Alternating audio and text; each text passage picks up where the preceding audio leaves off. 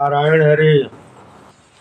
आज ज्योतिषी चर्चा में सूर्य से बनने वाले कुछ महायुगों के बारे में चर्चा कर रहे हैं।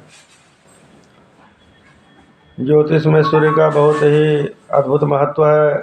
सूर्य के बिना किसी ग्रह का अस्तित्व तो नहीं है, न किसी प्राणी का अस्तित्व है, न पृथ्वी पर जीवन ही संभव हो सकता है। इस प्रकार से यदि देखा जाए तो सूर्य नहीं है तो कुछ नहीं है। सूर्य बिना जल नहीं है, जीवन नहीं है, तो जगत भी नहीं है। तो इस प्रकार से कितना महत्वपूर्ण योगदान है सूर्य का हमारे जीवन में। अब बताते हैं सूर्य से बनने वाले कुछ महायुगों के बारे में। सूर्य के साथ यदि चंद्रमा रहता है तो अमावस्या योग बनता है। यह योग जो है महीने में एक दिन का बहुत ही अद्भुत रहता है, जो कि किसी माने में इसको अच्छा नहीं मानते हैं। इस योग में अगर किसी का जन्म होता है तो उसके क्षेत्र में विकास बहुत ही मंद गति से होता है, भाग्य के क्षेत्र में रुकावट होती है।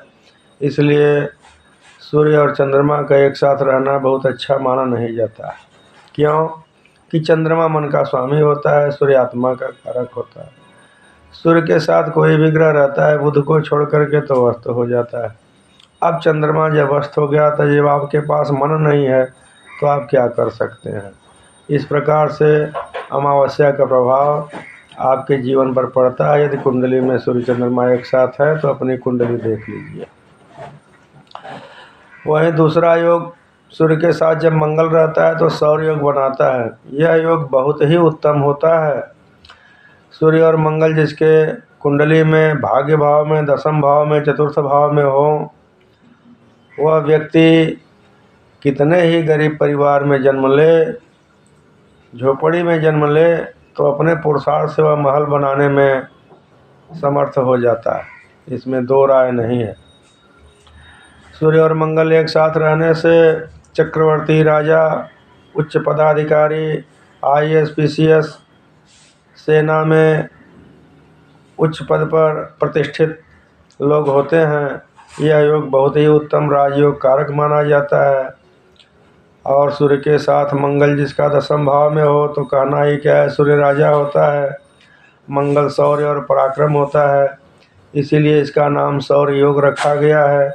यह शौर्य अपने बल से, अपने पुरुषार्थ से, अपने आत्मबल से बड़े बड़े कामों में सफलता पाते हैं और उच्च पद को ग्रहण करते हैं, ख्याति पाते हैं, पद पाते हैं, प्रतिष्ठा पाते हैं और उसी हिसाब से इनको धन की भी प्राप्ति होती है।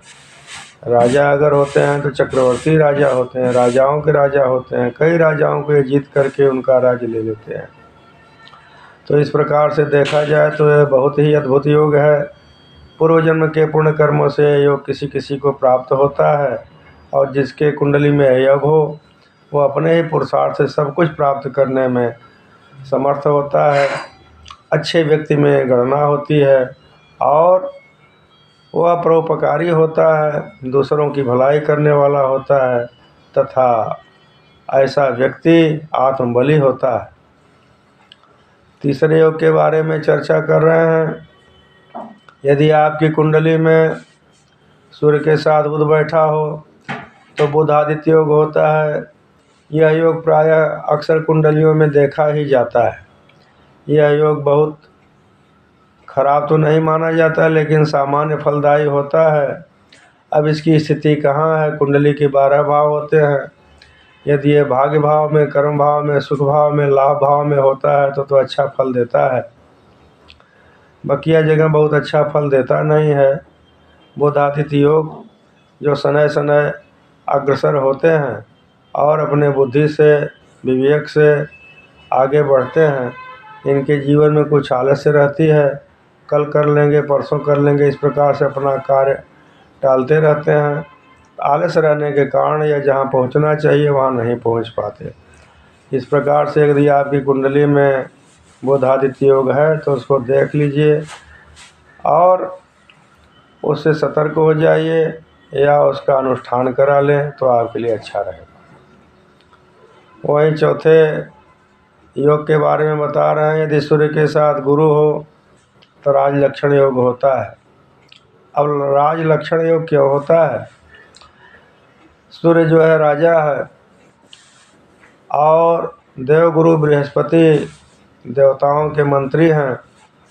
तो अगर राजा और मंत्री एक साथ रहे तो अपने योग से, मनोबल से, आत्मबल से और अपने बुद्धि तथा पराक्रम के बल पर बड़े से बड़े काम में सफलता पाता है, ऊंचा पद प्राप्त करता है और यह मंत्री पद अवश्य प्राप्त करते हैं।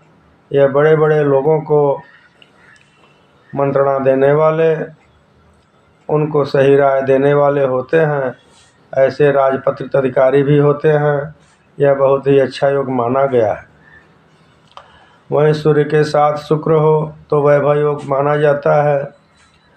अब सूर्य के साथ शुक्र तो अस्त हो जाता है तो वैभव योग कैसे हो गया? शुक्र ही भौतिक सुखों को देने का कारक होता है और सूर्य जो है राजा होता है। यदि राजा कृपा कर दे तो आपको कुछ भी दान दे सकता है। तो शुक्र अगर राजा के साथ विराजमान है, शुक्र और सूर्य का योग है तो वैभव योग होता है। यह अपने पूर्ण कर्म के अनुसार, पूर्व जन्म के उत्तम पुण्य के अनुसार इस जन्म में बड़े घर में जाते हैं और उनको सारी सुख सुविधा प्राप्त होती है। यह वैभव योग सब प्रकार की सुख संपत्ति देने वाला होता है। यह आदमी परिश्रम से सुख प्राप्त कर लेता है।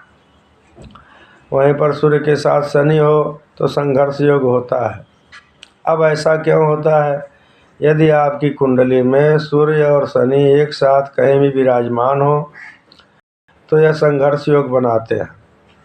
लेकिन यह योग अगर छठे भाव में, अष्टम भाव में, द्वादश भाव में, सप्तम भाव में हो जाए तो आपको बहुत ही संघर्ष करा करके ही आगे बढ़ाते हैं।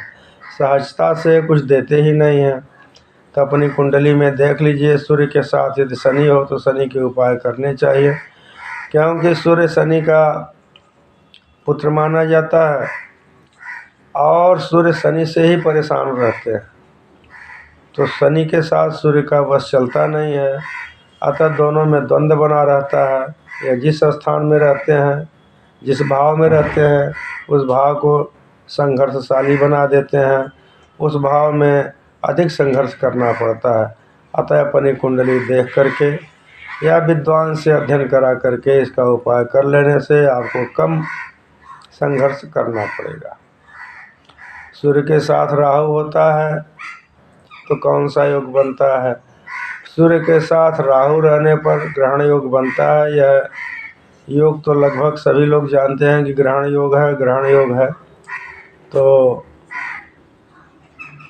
सूर्य और राहु एक साथ अगर कहीं भी बैठ जाए तो ग्रहण योग होता है। ग्रहण योग का मतलब होता है बने बनाए काम को रोक देना, उजाला से अंधकार को ला देना, अच्छाई से बुराई को पैदा करना, आपके बने हुए काम बिगड़ जाना, परिश्रम के अनुसार सफलता न मिलना, मनचाहे काम में अवरोध होना।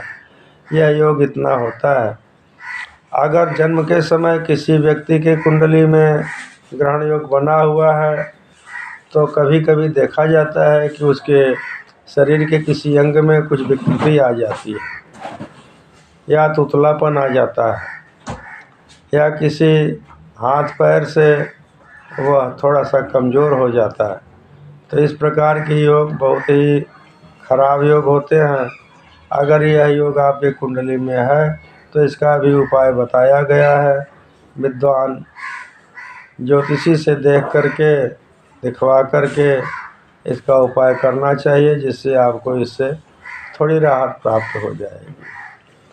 और ठीक वही योग केतु के साथ भी बनता है। सूर्य केतु एक साथ हो तो भी ग्रहण योग बनता है, लेकिन राहु जितना खतरनाक योग केतु का नहीं होता है। केतु का योग उससे कुछ हल्का होता है। जो जो योग उसमें बताए हैं उससे हल्का योग होता है, तब कम संघर्ष करना पड़ता है। वहीं सूर्य से बनने वाले वेशी योग होते हैं। सूर्य दूसरे भाव में और चंद्रमा के अलावा कोई ग्रह ना हो तो बेशी योग बन जाता है।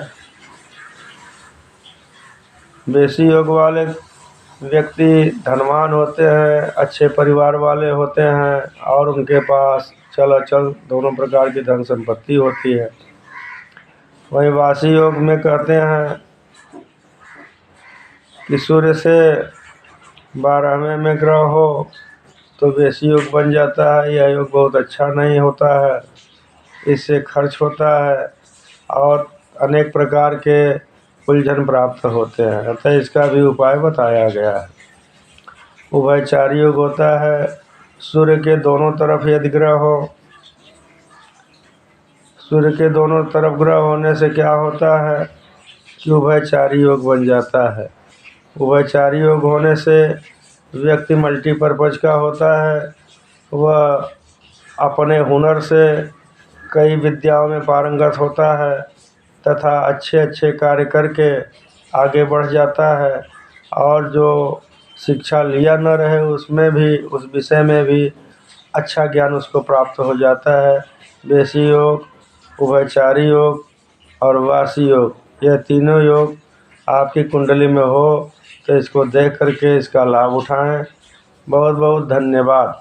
सूर्य से बनने वाले ग्रहों के जितने भी प्रभाव हैं या उनके जो योग हैं उसको हमने बताए। आप अपनी कुंडली का ध्यान रखें, अपने को सावधान रखें। अगर खराब योग हो तो उसकी शांति करा करके जीवन को सुखी बनाएं। बहुत बहुत धन्यवाद।